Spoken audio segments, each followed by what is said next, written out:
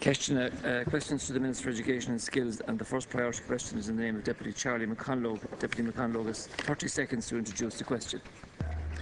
Minister, in light of your promises when you were opposition spokesperson for education to protect pupil-teacher ratios in schools, I'd like you to give an outline of the percentage of all our schools who have 5 teachers or less, and also what you've done or haven't done, more to the point, to protect pupil-teacher ratios in those schools since you came to office, and if you can give a cumulative account of exactly what has happened to pupil-teacher ratios in schools with 1, 2, 3 and 4 teachers. Thank you. Tara. Thank you, Alaska Hirlock. I thank the Deputy for putting down the question. Under Budget 2012, there is a phased increase in the number of pupils required to gain and retain a classroom teaching post in primary schools that have 86 pupils or less.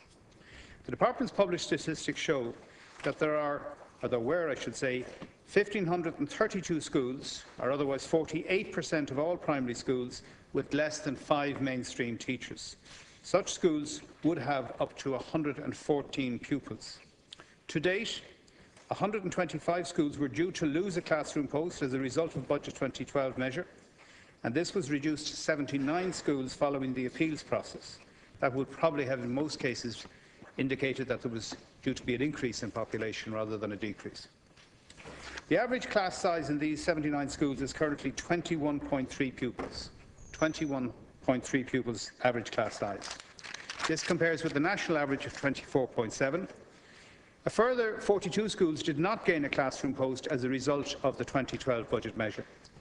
The Government recognises that small schools are an important part of the social fabric of rural communities. Charlie McConalogue. Thank you, Minister, for your response. Minister, you're indicating that 48% of all schools have less than 5 teachers. Yet we constantly hear the refrain from you and indeed from the Government that in office you have managed to protect the pupil-teacher ratio.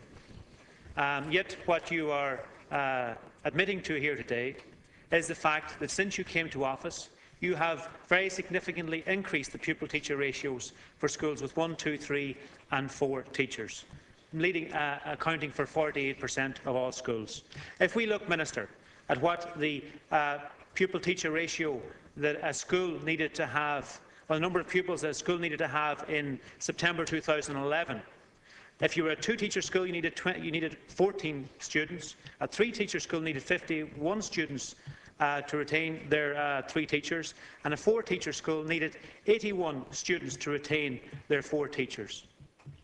Under your stewardship, the number of students that those schools need in order to retain their number of teachers has increased for 2-teacher schools by 6 pupils, a 6-point increase, for 3-teacher schools by 5 pupils, a 5-point increase, and for 4-teacher schools by 5 pupils as well, a 5-point increase. Thank you, Deputy. Why, Minister, have you targeted those schools, the smaller schools in particular, which, as you say, make up over half of our schools?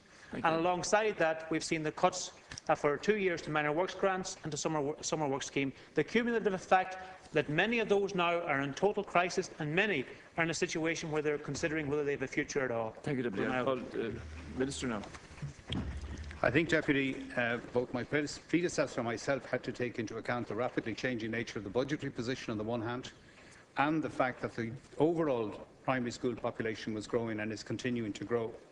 The measures that I introduced were balanced against that particular background, in my view, and I think the proof of the pudding is in the eating. The pupil-teacher ratio in those schools is much more favourable than it is in the general schools. Final reply. I think, Minister, you're showing a complete lack of appreciation of the demands in those schools with less teachers. Because in many of those instances, you have multi-class teaching going on. One teacher could be taking up to 3 classes. It's therefore important in schools such as that the pupil-teacher ratio is smaller. And I'd again ask you, Minister, what is your agenda here in terms of putting the burden of the cuts on those half of the schools nationally who are in a position where they have not the capacity to take it?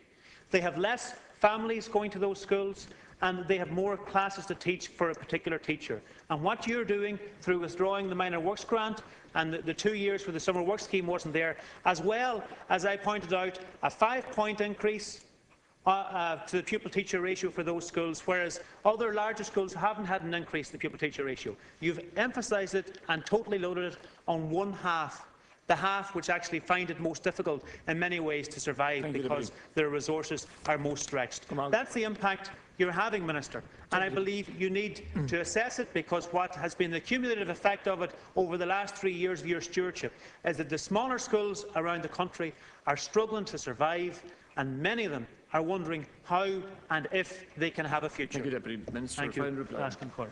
Well, Deputy, I've had come into office at a time of great difficulties in terms of the financial circumstances in which this country finds itself, against a background of a growing student population.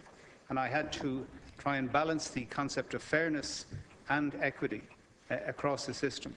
And the measures that I took consciously and gave notice in relation to 2012 through the following 3 years, of which this will be the last year, was a signal to those schools in terms of how their pupil-teacher ratios will be altered. And yes, in some cases it does involve multi-classes in the one room. That's the choice that has been made by that particular school in that area. The capitation grant is still assumed to be that there are 60 pupils in those schools, and that hasn't been touched at all, and that's a considerable resource. The capitation grant hasn't. Well, that's we've gone out to threshold for 60. The 60 figure hasn't been touched. Beg your pardon. Come on. We now go on to the next.